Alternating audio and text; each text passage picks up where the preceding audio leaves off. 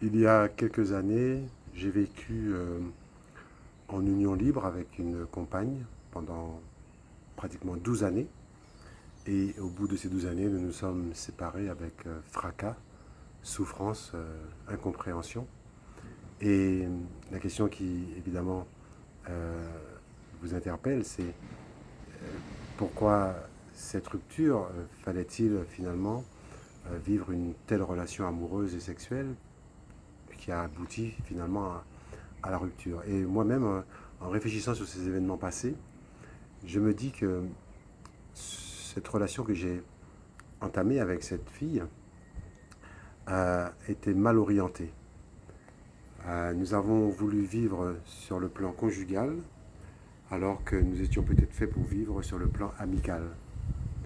Donc toute la question qui est posée à travers cette expérience douloureuse, c'est le sens de l'amitié. L'amitié a-t-elle un sens? Existe-t-elle? Comment la vivre?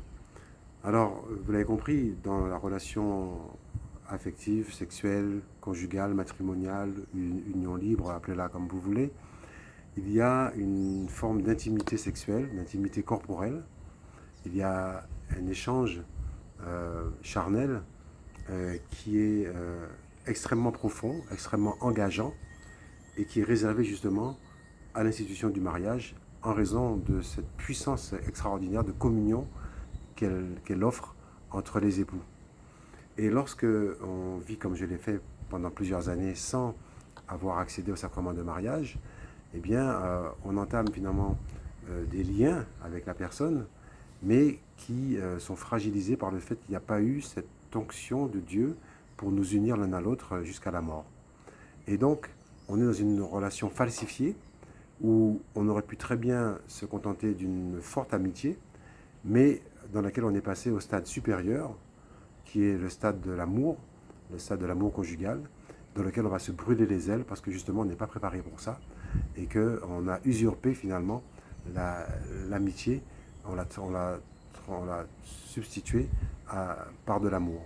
En tout cas une forme d'amour, mais qui n'est pas forcément durable. Donc mon expérience me montre que j'aurais dû, avec le recul, instaurer avec cette fille que j'aimais beaucoup une forme d'amitié. C'était une fille extrêmement séduisante, extrêmement agréable à vivre, mais l'amitié aurait pu suffire.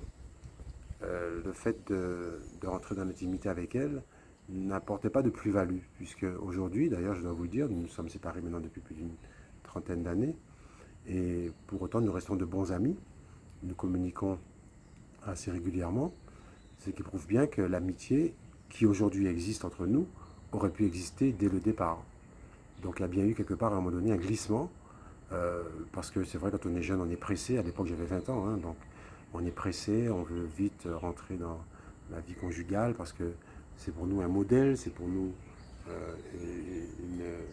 un accomplissement quelque part, mais ce n'est pas forcément le langage de la vérité. Donc toute cette expérience permet de donner une première définition de l'amitié. C'est une relation, alors entre un homme ou une femme, mais ça peut être aussi entre personnes de même sexe d'ailleurs, contrairement à la vie conjugale, selon le plan de Dieu. Et cette relation, eh bien, elle est faite de respect, elle est faite d'engagement, parce qu'un vrai ami, ça s'entretient, c'est pas une relation futile ou fugace. Et puis, surtout, elle repose sur une volonté de vivre ensemble. Ou donc, en tout cas, pas de vivre ensemble, en tout cas, de fonctionner ensemble dans cette amitié. Et ça, on retrouve ça aussi également dans l'amour conjugal. Il y a une décision au départ de s'engager à vivre ensemble. Donc, on peut résumer en disant que l'amitié, comme l'amour conjugal, ont cette même caractéristique de reposer sur la volonté humaine. Ce n'est pas simplement un sentiment, ce n'est pas un coup de foudre, ce n'est pas simplement un désir, ça va plus loin que ça.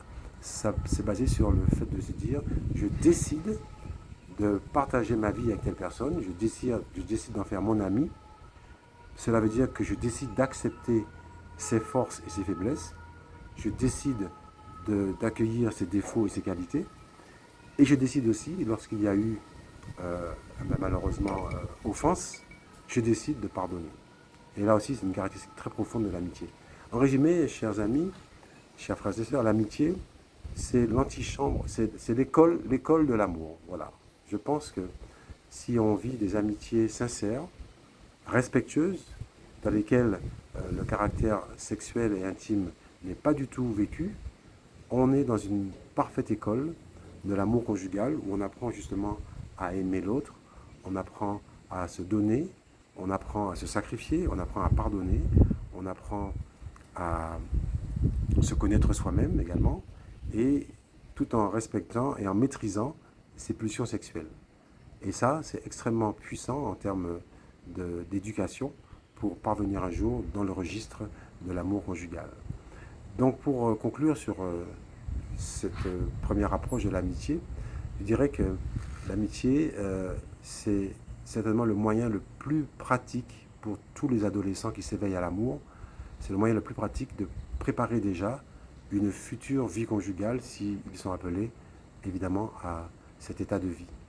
L'amitié devrait être la première forme d'amour dans laquelle on se lance, puisqu'elle est codifiée par le fait qu'on ne va pas dépasser un certain nombre de passages. On ne va pas s'embrasser sur la bouche, par exemple, dans une amitié. On ne va pas se caresser sur les parties génitales dans l'amitié. On n'aura pas de relation sexuelle dans l'amitié. Donc, de l'amitié, la relation est bornée par un certain nombre de mesures, de précautions, de contraintes, mais qui ont le mérite de forger justement notre amour et de le rendre capable de naviguer sur des rails sans se laisser aller précisément au dérapage sexuel ou intime.